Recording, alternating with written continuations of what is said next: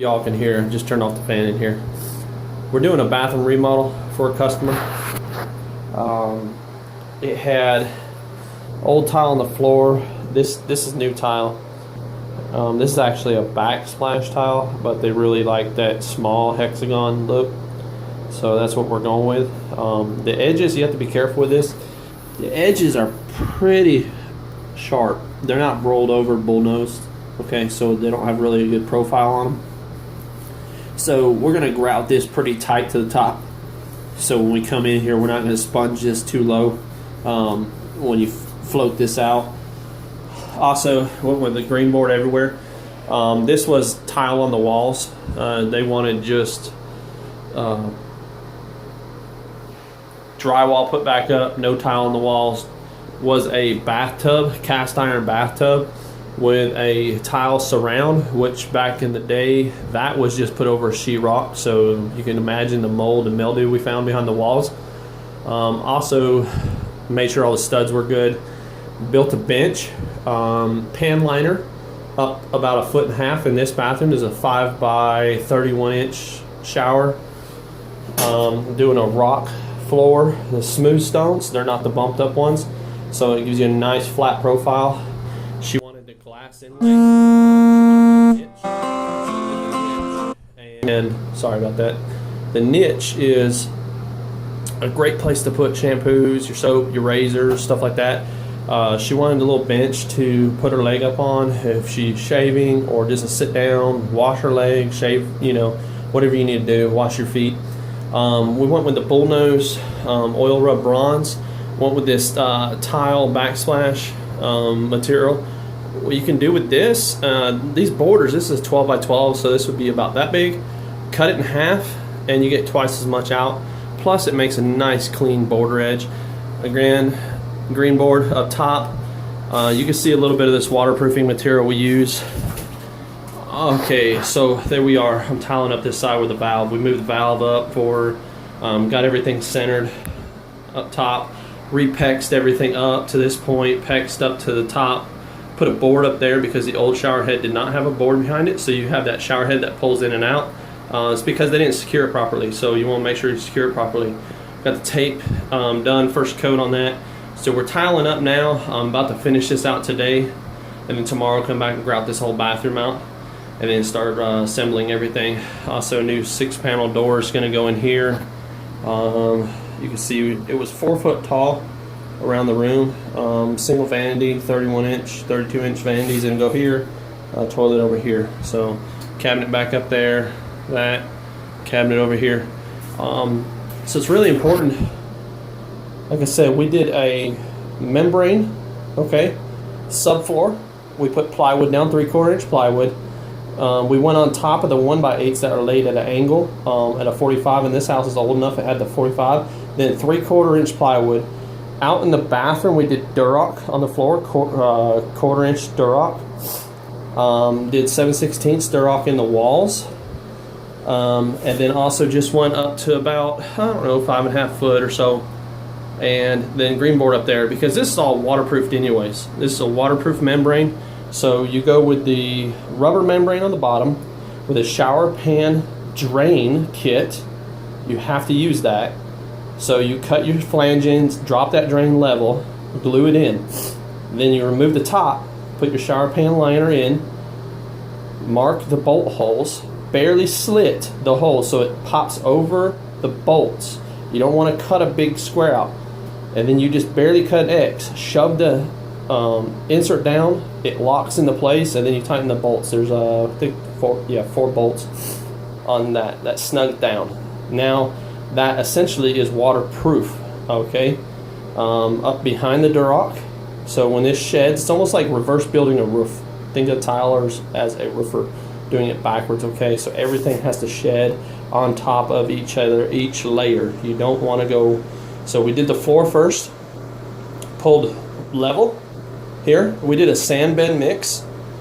Once that hardened, then we went back with the waterproofing membrane all the way, taped, mesh taped, everything. Everything gets taped, every corner, everything.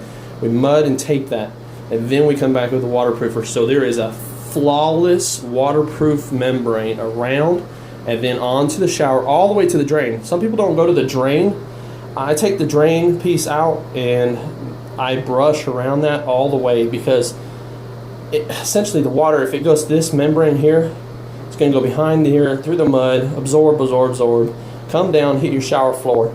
If it soaks through the shower floor, it hits the membrane again, this rubber roll-on liquid, and then it goes straight to the drain. I don't leave any sand bed exposed because I don't really want it to get to my sand bed. The sand bed and that rubber membrane are the last resort for any leakage, okay?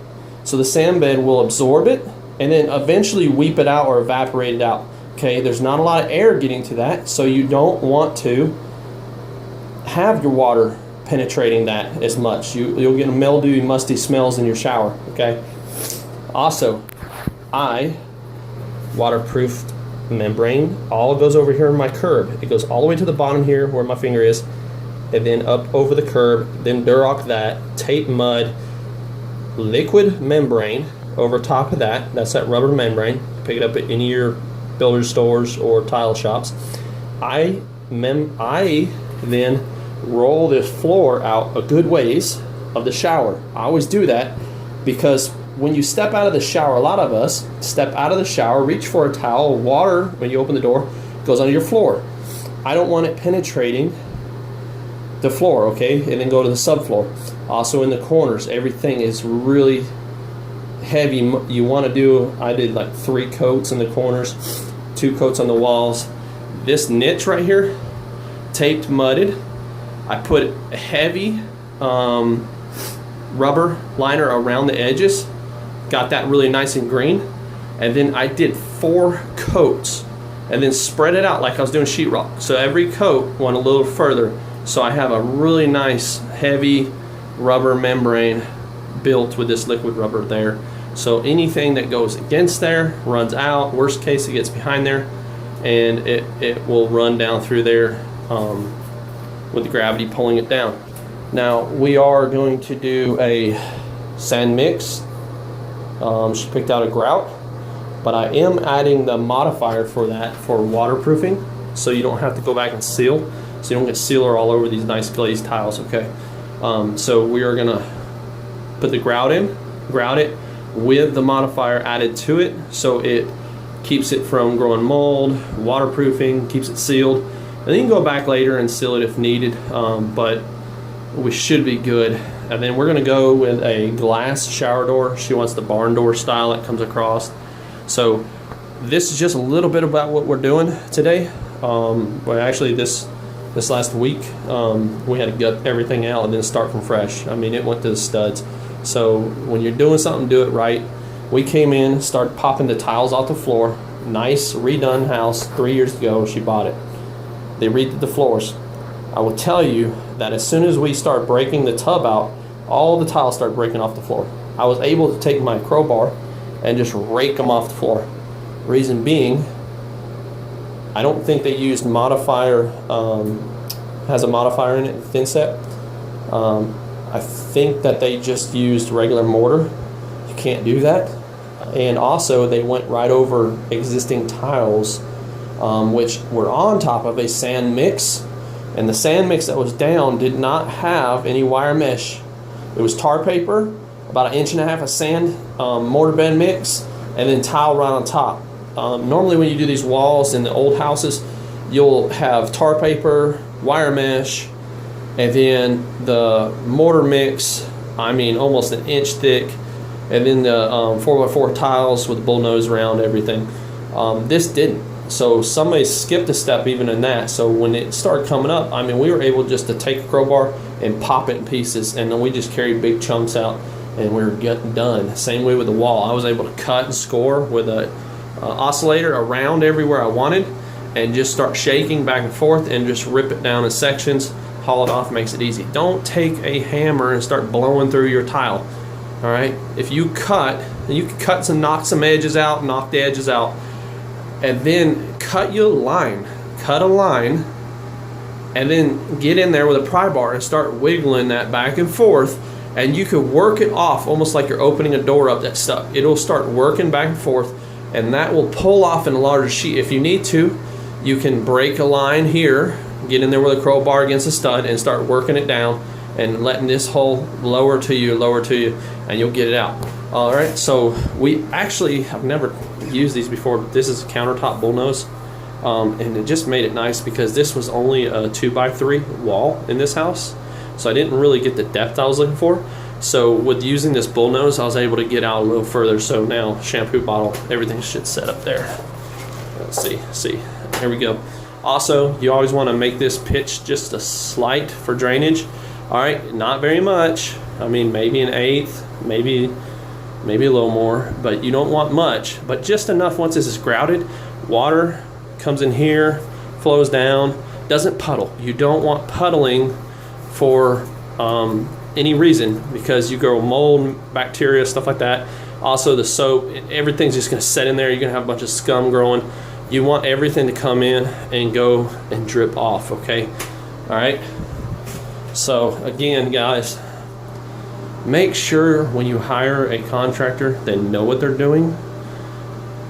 They take their time, they don't rush through it, and all the joints look pretty well. That one, it's kind of the way it's angled back in here. You see the green? When I'm over here, you're not gonna see that when it's grouted up here, okay? But everything, throw a level on top. Make sure you're level. I level the bottom up, put a nailer board up, I tile it from there. Make sure that's level all the way around the shower, okay? Everything is level around this shower. So every seam should be lining up. Okay? I've seen people, and this is not lined up. I don't understand how you don't get that lined up if your bottom is level. That should be level. Now I'm laying my tile straight on that board. Now I work my way up, cutting, okay?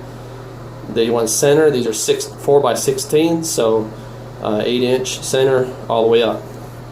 Take a square, take a level, draw you a couple lines to go off of where everything should fall. Mark 8 inches, okay? Don't eyeball this crap and then you get in here and, well, you got a tiled shower, but nothing's straight. Where's the craftsmanship anymore? All right? Make sure you level everything up. You want this to look, I mean, your name is on this stuff, okay, guys? Take your time. Give contractors a good name again. All right. Peace out. God bless. You guys have a great day. Talk to you later.